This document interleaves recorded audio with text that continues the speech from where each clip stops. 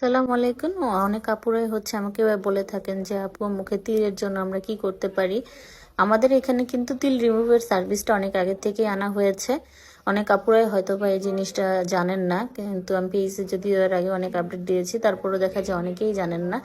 আমার এখানে কিন্তু তিল রিমুভ করা হয়, কানের ছিদ্র বন্ধ করা হয়।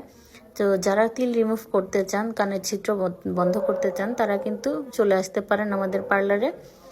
আর এই যে দেখেন আপুটাকে তিলগুলো আজকে আমরা রিমুভ করে দিব। আপু কিন্তু এসেছিল আমাদের কাছে সেই মিরপুর থেকে। তো আপু একজনের কাছ থেকে শুনিয়ে আমাদের কাছে এসেছিল তিল রিমুভ করতে।